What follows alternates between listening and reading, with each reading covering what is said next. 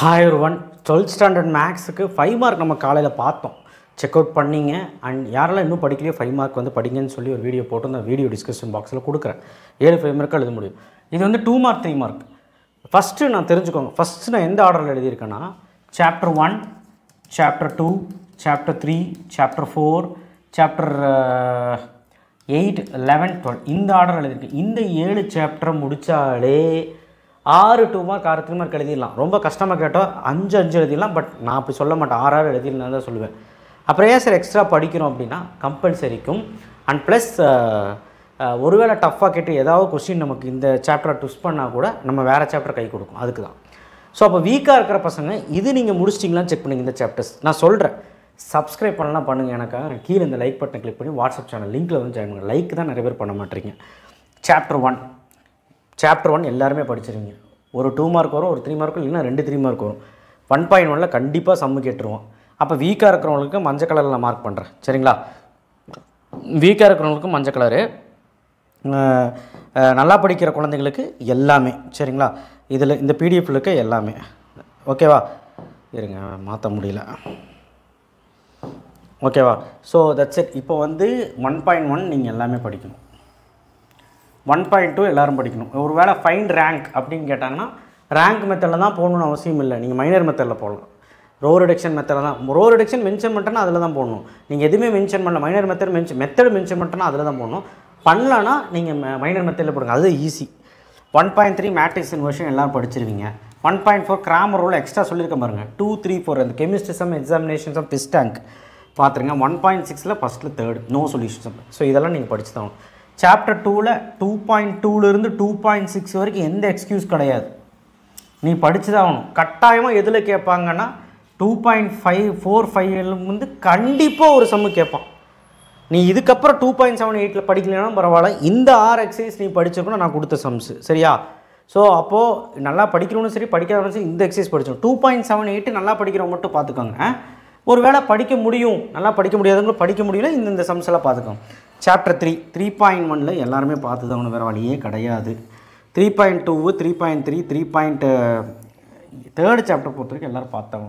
3.6 எல்லோரும் பார்த்தாங்க, ஓகேவா? 4th சாப்டர் 4.1 கண்டிப்பாக எல்லோரும் பார்க்கணும் சைனோடது. 4.2 கண்டிப்பாக எல்லோரும் பார்க்கணும். 4.3 எல்லாருமே கண்டிப்பாக பார்க்கணும். ஸோ 4.4ல் இந்த 2வது கணக்கு எல்லாருமே பார்த்துருங்க, இதுவும் கணக்கு நல்லா பார்த்துருங்க.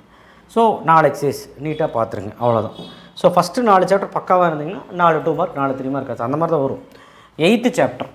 8th சாப்டரில் ஃபஸ்ட் எக்ஸசைஸில் 7 சம்மு, அது இந்த 6 7 எல்லோரும் பார்த்துருங்க. 8.2ல் எல்லாம் குட்டி குட்டி சம்ஸ் பார்த்துருங்க இந்த எக்ஸாம்பிளோட சேர்த்து. 8.4 2 சம்மு, 8.5 2 சம்மு, 8.7ல் அந்த not homogeneous sum easy. 11th chapter வாங்க. 11.1ல் ஃபஸ்ட்டு 4 சம்ஸ் அண்ட் எக்ஸாம்பிள் 4 நீங்கள் எக்ஸசைஸ் சம் போட்டு எக்ஸாம்பிள் கண்ணில் பார்த்துக்குங்க.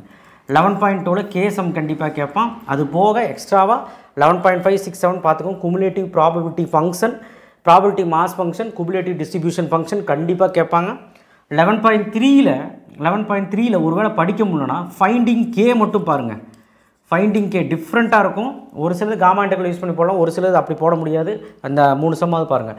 11.4 அந்த 6வது சம் ரொம்ப இம்பார்ட்டன்ட், நிறைய பேர் படிக்காமல் போயிட்டுருக்கீங்க. 11.4ல் 2 3 4 எல்லாம் 2 மார்க் 3 மார்க். 11.8 lambda sums. 11.5ல் 1 2 3 4 எல்லாமே 2 மார்க் 3 மார்க். எக்ஸாம்பிள் 11.18 அவ்வளோதான். அப்போது நான் நல்லா படிக்காத குழந்தைகள் நான் என்ன சொல்லுவேன்னா, இதில் நீ கே கண்டுபிடிக்கிறது படிச்சிரு. 11.4லையும் நீ பார்த்துரு, ஏன்னா 4 சம் தான். 11.5லையும் பார்த்துரு. இப்போ பாருங்கள், நல்லா படிக்க முடியாத குழந்தைங்களுக்கு கூட இல்லை, அந்த ஃபஸ்ட்டு 6 சாப்டரில் என்ன கொடுக்கணுமோ கொடுத்துருக்கேன். 7 சாப்டரில் 12வது சாப்டர் 12.1 அந்த தீரம் 12.1 12.2 12.2 ட்ரூத் டேபிள் படித்தா எழுதிடலாம்.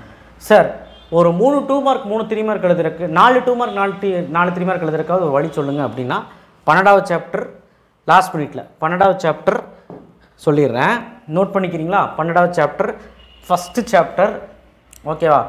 ஃபஸ்ட்டு சாப்டர் அந்த சைடு அண்ட் இது 2 ஈஸி. இது 2 முடிச்சுட்டு செகண்ட் சாப்டரில் அப் டு 2.6, 3rd சாப்டரில் 3.1 3.2 3.6 3.3 அவ்வளோதான்.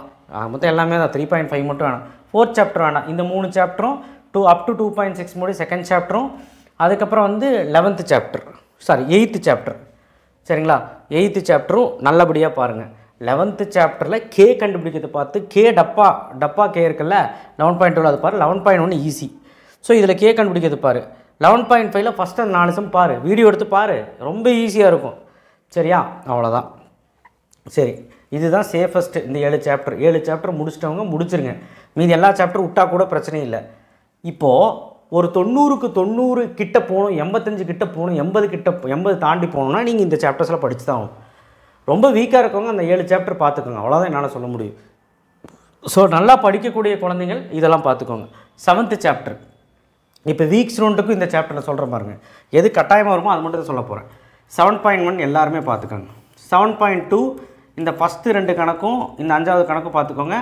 நல்லா படிக்கக்கூடிய குழந்தைங்க எல்லாம் பார்த்துங்க. 7.3 நல்லா படிக்கிறவங்க மட்டும் பாருங்கள். 7.4 படிக்க முடியாதவங்க பாருங்கள். 7.5 எல்லா பிட்டெல்லாம் கண்டிப்பாக சம் வரும். 7 இதெல்லாம் எல்லா பிட்டல் தான். 7.6 வந்து சம் வரும். 7.6ல் நீங்கள் எக்ஸாம்பிள் 7.46, 47, 48, 50, 51, 56, 59 பார்த்து தான் ஆகும். நான் வர்றது மட்டும் தான் கொடுத்துருக்கேங்க, இதுக்கு மேலே கம்மி பண்ண முடியாது.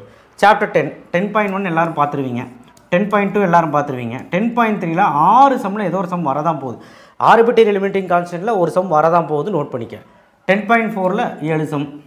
10.5ல் ஒரு 4 கணக்கு. எக்ஸாம்பிள் 10.1 அவ்வளோதான். Example 10.1 4th first one, second one, third one, fourth one. Example 10.11 sorry. Example 10.22 பார்த்துக்கோங்க. 10th chapter okay. இப்போது எக்ஸ்ட்ராவாக பார்க்க முடியலன்னா விட்டுருங்க, ஆனால் நல்லா படிக்கிற குழந்தை பார்த்துங்க. சாப்டர் 5ல் 5.1 அந்த சர்க்கிள், டயாமீட்டர், சென்டர் ரேடியஸ் ஏதோ ஒன்று வரும், அது கொடுத்துருக்கேன். 5.2ல் இந்த சம்ஸ்லேருந்து கட்டாயமாக equation of hyperbola, parabola, ellipse கண்டுபிடிக்கிறது வரும். 5.4ல் 5th ஒன். 5.5ல் 5.32 எக்ஸாம்லேருந்து 5.39 வரைக்கும் நீங்கள் அந்த குட்டி குட்டி சம்ஸ் எல்லாம் பார்த்துக்கணும். சாப்டர் 6.1ல் வாக்டன் டார்க்கு கண்டிப்பாக வரும். 6.2ல் லாம்டா அந்த சம்ஸு, பேரலோ பைப்பு அது வரும்.